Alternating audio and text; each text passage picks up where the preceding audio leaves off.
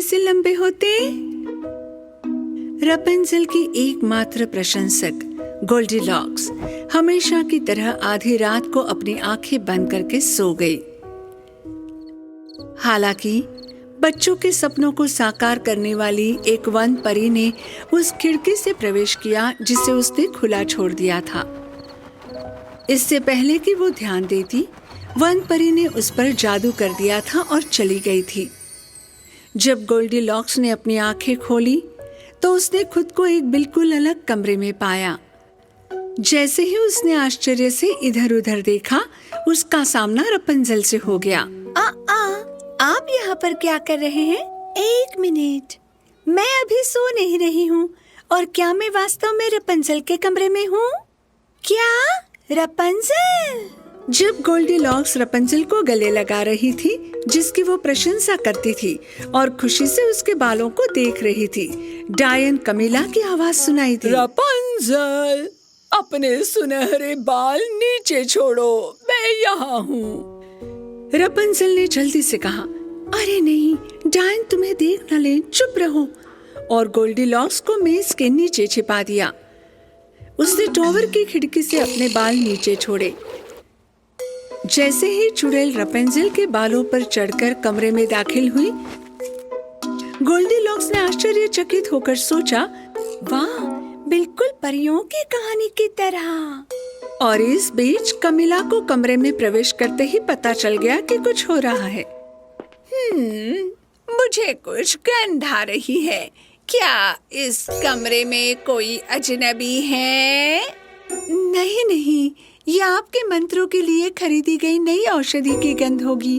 बेशक, चुड़ैल ने कहा और अपने नए जादू से निपटने के लिए तुरंत कमरे से बाहर चली गई।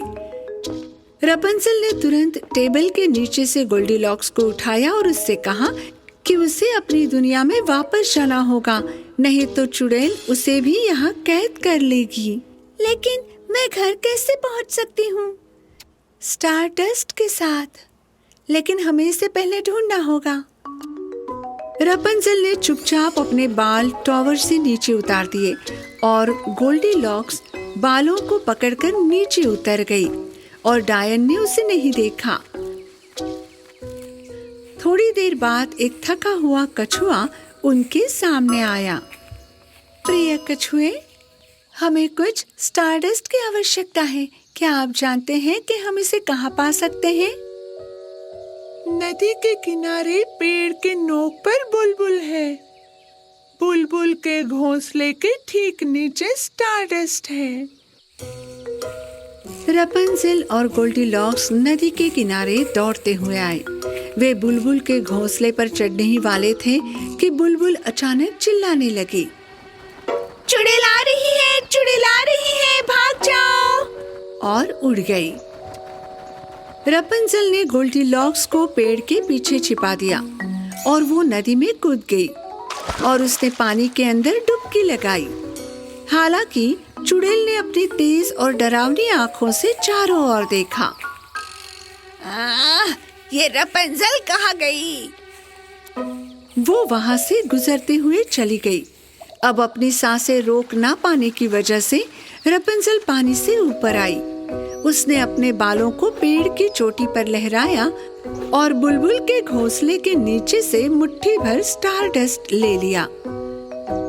गोल्डीलॉक्स एक बार फिर रपेंज़ेल के साहस से चकित हुई। रपेंज़ेल, काश तुम मेरे साथ आ पाती, आजाद हो पाती। मैं तुम्हारे साथ नहीं आ सकती गोल्डीलॉक्स, लेकिन मुझे खुशी है कि तुम मुझे एक प्रेरक साथी मानती हो। मुझे आशा है कि हमारे रास्ते फिर से मिलेंगे। रपेंज़ेल ने गोल्डीलॉक्स पर स्टारडस्ट उड़ा दिया। चारों ओर चमक के बीच गोल्डीलॉक्स ने अपने मुलायम बिस्तर पर अपनी आंखें खोली। तो ये सब एक सपना था, लेकिन ठीक है।